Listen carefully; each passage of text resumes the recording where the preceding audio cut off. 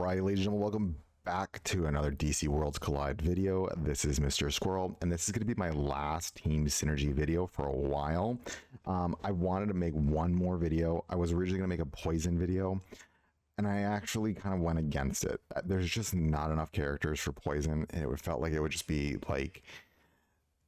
I just felt like I was going to be throwing things out there, and I was originally going to make a debuff video. I don't have Sinestro.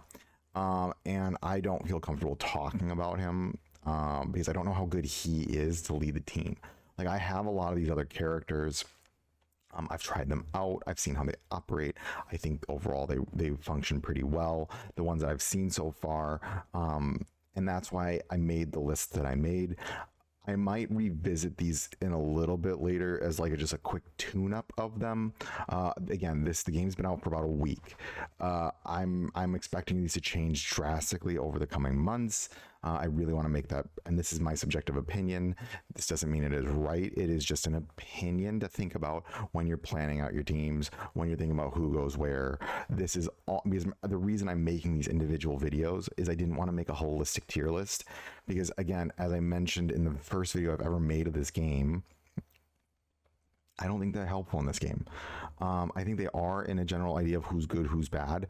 But the thing that I have found in this game is some characters can literally become drastically different depending on the teammate that they're playing with. And because of that, like, you have the Sinestro one. I don't have him. And again, he could be amazing, but I don't have him. So I can't really talk to him. And I mean, I've played him in Elseworld a little bit, and he seemed okay there. I actually didn't really like him in Elseworld, and it probably was because of the teammates. So then if I make a tier list, I think it's just going to tick people off. And I don't want to do that. And I don't want to just sound like I know what I'm talking about when I don't know what I'm talking about. I have kind of a data background. And so for me, if I don't have the data to back up what I'm saying, then I shouldn't be saying it until I do. And so that might be a video I make down the line if I do pull him. And if we get more, when we get more poison characters, then I will go back to the poison team.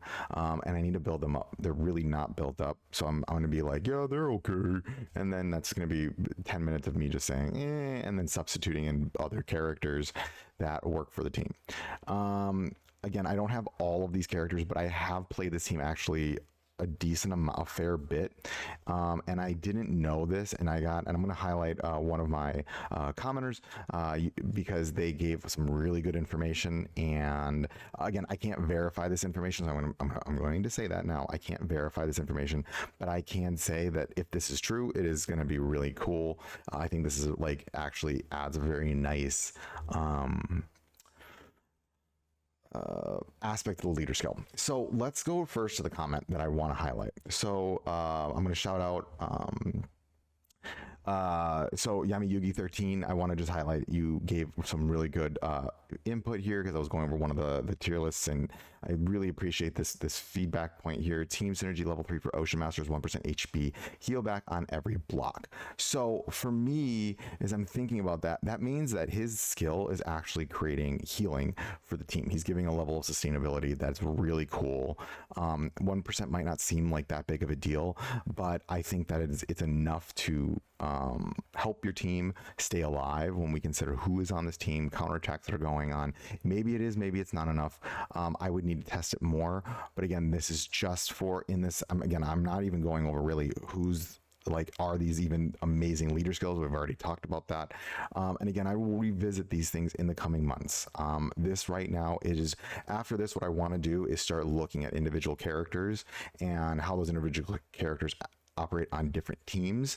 Right now, these lists are just pretty much like what teams are really good, what teams are not so good, and then I want to go through individual characters.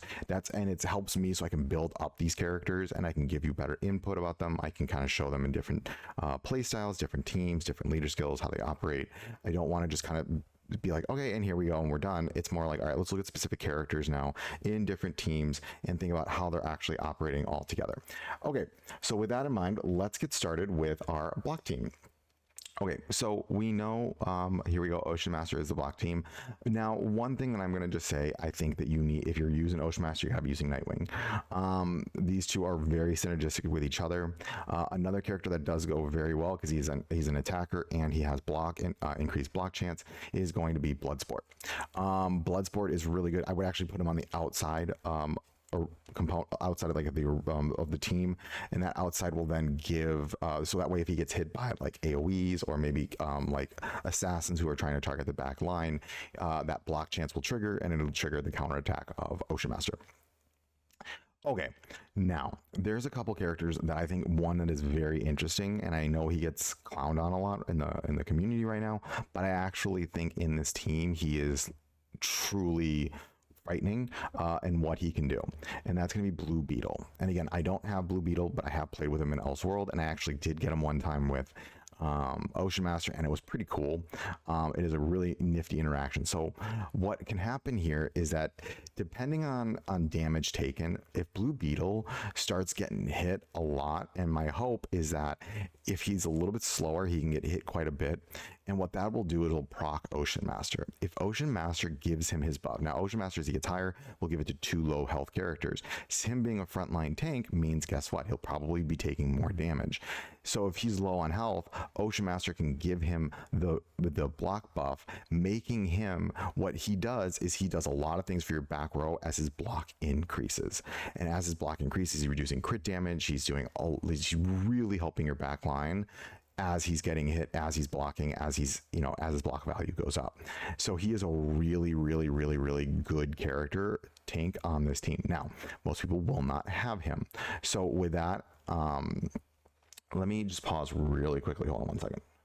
Okay, so Vixen, I want to just kind of briefly touch on Vixen. Vixen just has an increased block chance, which again, with Ocean Master, very good, because when people block, he counterattacks. And now with my new understanding of his leader skill that, again, I haven't been able to verify, but I'm just going to go with it right now from Yamayugi 13, thanks again, is that they're healing. So that adds quite a bit. And now one of the things that's really nice about that is that, when you're blocking, you're not taking a lot of damage. You're reducing the damage that you take.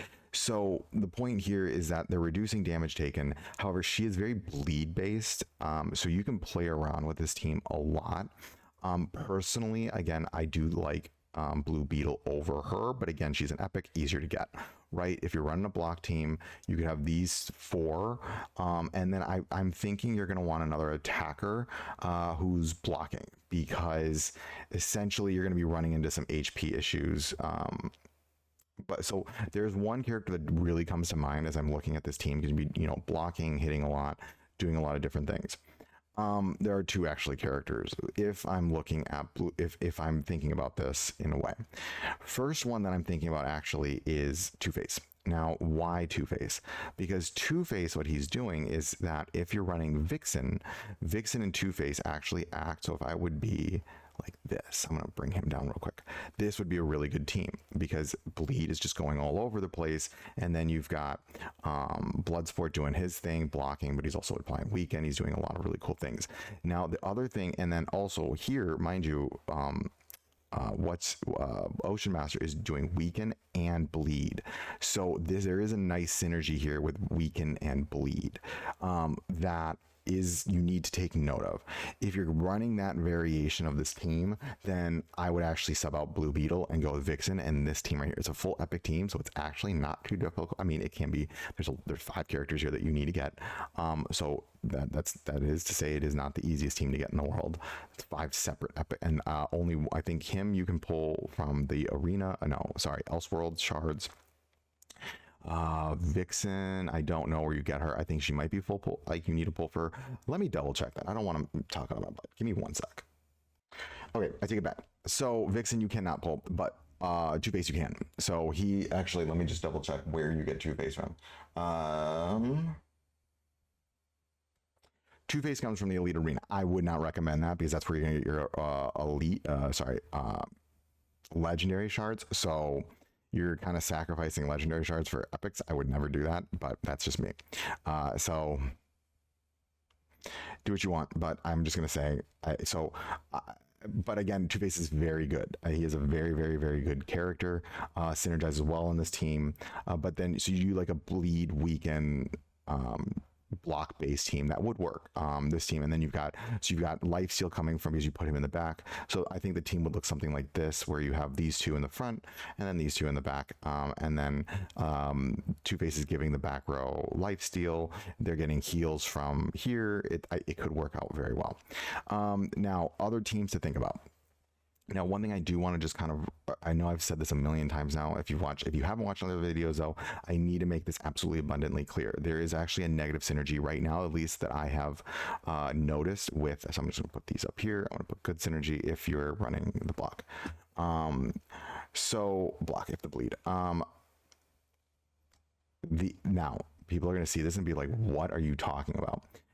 Any character that is shielding, let me pull them up real quick. Here, hold on. Where is my shielders?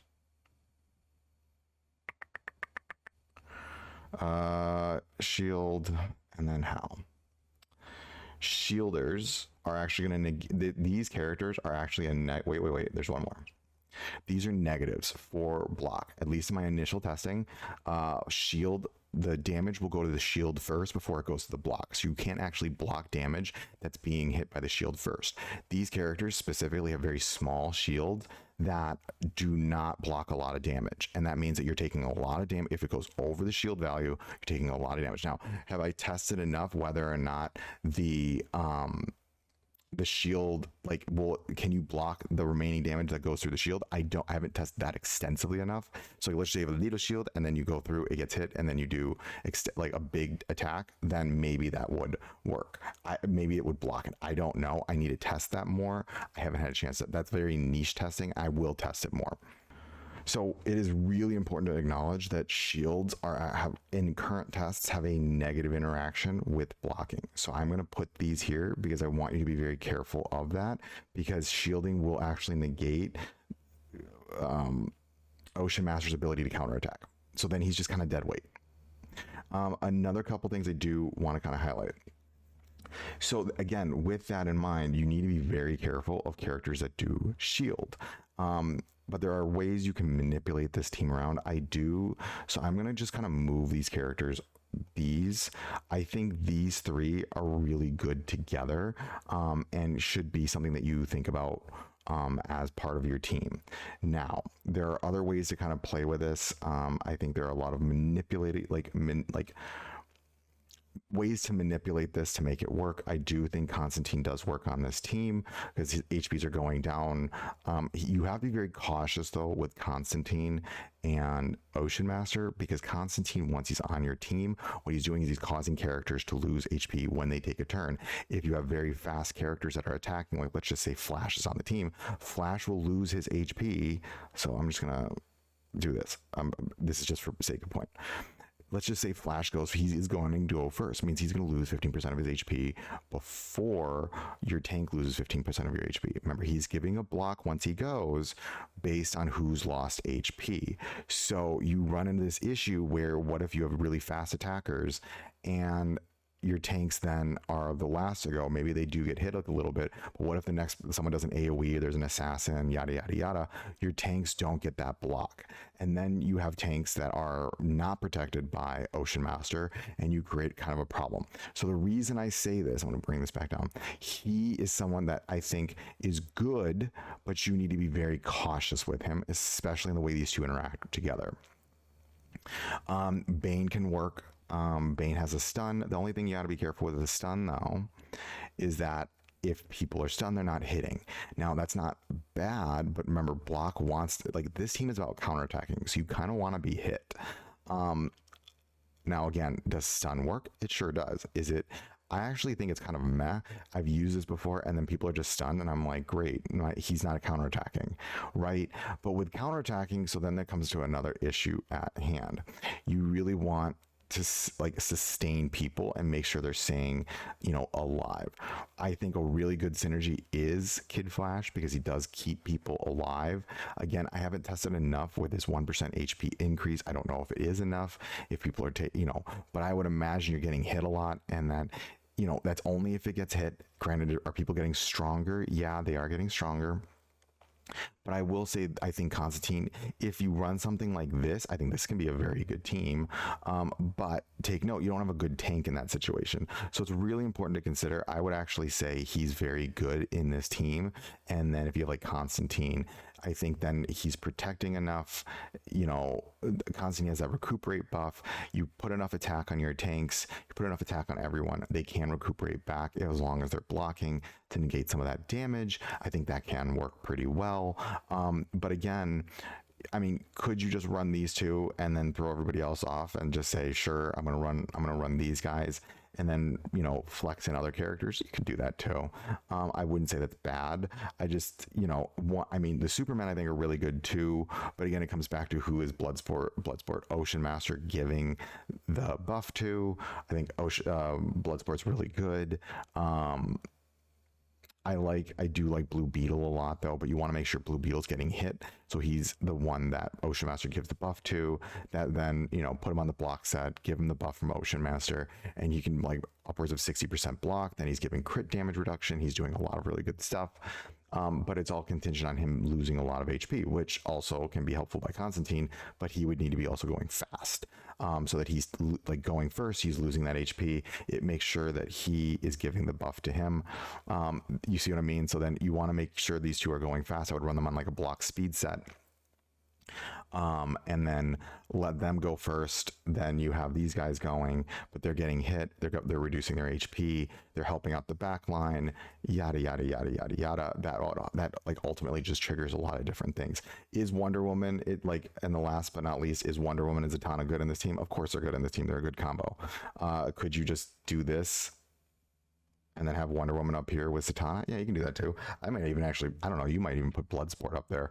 I haven't tested Bloodsport enough to know whether or not that will work, but these three are kind of like your core, and then you can manipulate things. I mean, she works really well. I do think, however, that this is a phenomenal team. It is gonna, I don't know if it's gonna be a fast team, but it is a good team, because there is a lot of bleed going on, a lot of weaken going on. So there's sustain in the sense that you're not taking as much damage, you're dealing damage over time, you're counterattacking, you're really synergizing well with the bleed from whatchamacallit, from Two-Face, from Vixen, from Ocean Master. There's weaken all over the place. It's overall a good team. I think it's a very good team. Would I say it's the best team? No. Is it a good sustain team? I'd say it's a pretty good sustain.